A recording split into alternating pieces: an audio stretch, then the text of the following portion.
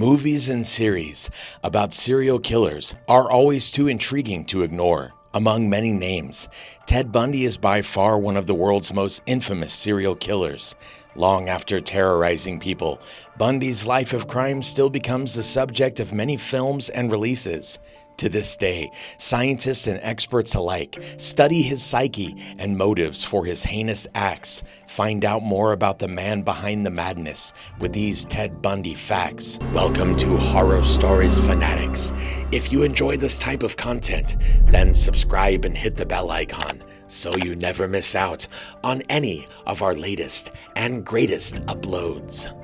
Ted Bundy got his surname from his stepfather. At 3 years old, Bundy and his mother moved out from his grandparents' home to Tacoma, Washington. There, his mother met Johnny Bundy, an Army hospital cook. In 1951, they got married, with Johnny adopting Ted and giving him his last name. From there, Bundy's name legally changed from Theodore Robert Cowell to Theodore Robert Bundy, or simply Ted Bundy. Unfortunately, they did not get along, as the young Bundy always wanted finer things that his stepfather couldn't afford. Bundy had many family issues. Compared to the rest of his family, Bundy had the best relationship with his mother. However, Bundy expressed that he always had a feeling of being unloved upon his capture. When his mom married his stepfather, she had 4 more children, which might have caused Bundy to get a feeling of abandonment. His illegitimacy may have also led him to grow resentful towards his mother in his younger years. Ted Bundy did not fit in with any circle of friends when he was a child. According to childhood friend Sandy Holt, Bundy always got teased as a boy because of his speech impediment. As a result, Bundy never really fit in as a kid. Although he was an average athlete, he never made it to any of the varsity tryouts in high school. That said, Bundy spent most of his childhood and formative years as a loner. Most of Ted Bundy's victims have the same physical similarities. In college, Bundy dated Stephanie Brooks, whose real name is Diane Edwards. They fell in love for a brief while, but Brooks broke up with him due to his crazy streaks, lack of ambition, and immature ways. Later on, reports show that his victims all had the same physical appearance as that of his ex-girlfriend. Tragically, all were white females, aged 15 to 25 years, with long brown hair. Rumors say his grandfather may have molested Ted Bundy as a child. Psychiatrists who took part in the case of Ted Bundy said that such actions and doings can only occur to those who were seriously traumatized when they were kids. They may also have been grave victims of abuse, or they may have seen extreme violence from family members. With this, experts have suggested that his grandfather Simon Cowell could have molested him as a child. Aside from his raging temper, Cowell also had an obsession with pornography. Sources reveal that as a child, Bundy was shown a large collection of his grandfather's pornography paraphernalia, which also includes violent sex acts. Ted Bundy killed over 30 women between 1974 and 1978. Bundy himself told authorities that his first attempt in the kidnapping was in Ocean City, New Jersey in 1969. However, he did not kill anyone until the year 1971 in Seattle. While he admitted to killing 30 women, reports show that he might have killed at least 90 to 100 women through these years. Throughout his trials, Bundy always hinted stories of the women that he killed, but never elaborated on the details. To this day, authorities still haven't identified these unknown victims. His natural charisma gave Bundy the chance to lure women. Many of those who knew him described Bundy as a handsome and charismatic gentleman. He used these traits to win his victims' trust and to eventually exploit them. His admission for the killings also revealed that because of his repeated acts, he has already mastered the vital skills needed for him to escape incriminating evidence. Since his time preceded DNA profiling, Bundy escaped a lot of sticky situations. Ted Bundy was a necrophiliac. In his admission to authors Hugh Ainsworth and Stephen Michaud, Bundy claimed to revisit the places where he kept his victims' bodies. Upon revisiting them, Bundy would groom the bodies, then perform sexual acts with the dead women. He would only stop when the decomposing corpses had already been ravaged by wild animals. The heads of Ted Bundy's victims serve as souvenirs for him. In one of his trials, Bundy admitted to photographing the corpses of his victims. More disturbingly, he decapitated 12 of his victims' heads and kept them as souvenirs, as reminders of his hard work. Ted Bundy offered to help the FBI.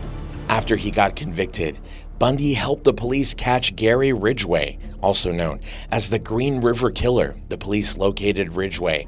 After Bundy's analysis of the killer's motivation and psychology, Bundy advised the investigators to wait for the killer to return to a fresh grave, as he will most likely visit the place again. All of this inspired the 1991 thriller movie, The Silence of the Lambs. Contractors claim that Ted Bundy's childhood home was haunted. In September 2016, Extreme Contracting got a remodeling job for Ted Bundy's childhood home. During work hours, workers claimed to hear knocking on the door and jingling of the doorknobs inside the house, despite being the only ones there. Throughout the 7 months of remodeling, the staff experienced at least 30 strange occurrences. Allegedly, they even found notes written in the basement dirt and sawdust reading, "Help me," and "Leave." Ted Bundy claimed to come from a perfect Christian home.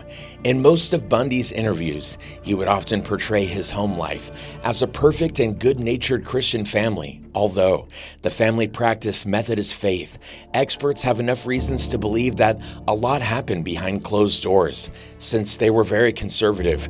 When his mother got pregnant, Ted became a bastard son.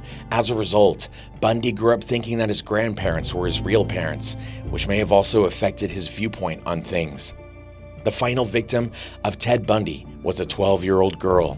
On February 9th, 1978, Bundy kidnapped and murdered 12-year-old high school student Kimberly Leach. According to witnesses, Bundy led the girl toward his vehicle. Upon investigation, authorities recovered the girl's blood, clothing, and skin fiber from his van. The grisly murder eventually earned him the electric chair. Ted Bundy's crimes went unnoticed until witness accounts exposed a pattern. In 1974, multiple dead bodies turned up in the Seattle area. During that time, authorities made no connection between the strange disappearances and murders. However, it changed when witnesses described a man in a cast that they frequently saw at Lake Sammamish Park. They observed the man ask random women for help with his car. The pattern became too glaring when witnesses started sharing the same details over and over again. The disappearances of Denise Naslund and Janice Ott led to the breakthrough of this pattern. One of Ted Bundy's escaped victims helped put him behind bars. In 1975, several of Bundy's escaped victims managed to identify him in a police lineup. Particularly, the 18-year-old Carol Durant served as the key to putting the serial killer in prison when she identified and testified against him. A 1968 Volkswagen Beetle was Ted Bundy's luring vehicle.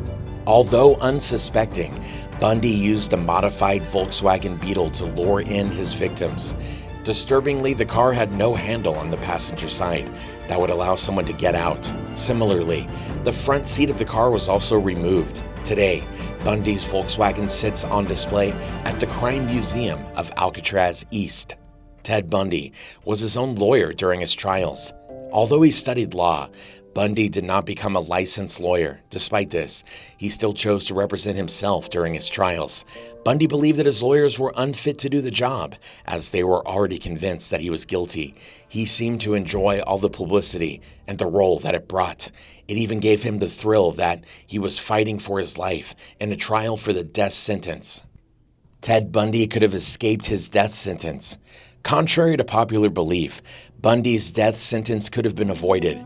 The authorities offered him a plea bargain of 75 years in prison if he confessed to the murders of Kimberly Leach and 3 other girls. Bundy rejected the bargain, opting instead for the electric chair. According to one of his defense team members, Mike Minerva, Bundy could just not admit in front of the whole world that he was guilty. In the end, he chose his pride over his life. A witness in one of Ted Bundy's trials fell in love with him.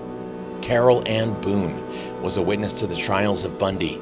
They met as co-workers in Washington, but they developed feelings for each other during the trials. With that, Bundy asked Carol Ann to marry him while she was standing as a witness, and Bundy defended himself as his own lawyer. Surprisingly, Boone said yes. She even gave birth to their daughter just over a year after Bundy was sentenced to death. Experts and authors had a very distinct way of describing Ted Bundy. Biographer and thriller writer Ann Rule described Ted Bundy as a sadistic sociopath who took so much pleasure from the pain of other human beings. She also claims that it gave him utter satisfaction to control the life of his victim. Before Bundy's death, he once said that he's the most cold-hearted and heartless person anyone could ever meet. This was backed up by the defense team attorney, Polly Nelson, who described him as the definition of pure and heartless evil. And with that, we've reached the end of this video. If you enjoyed it and you found it helpful, don't forget to leave a like and subscribe for more content just like this. Thank you for watching, and we'll see you again in the next one.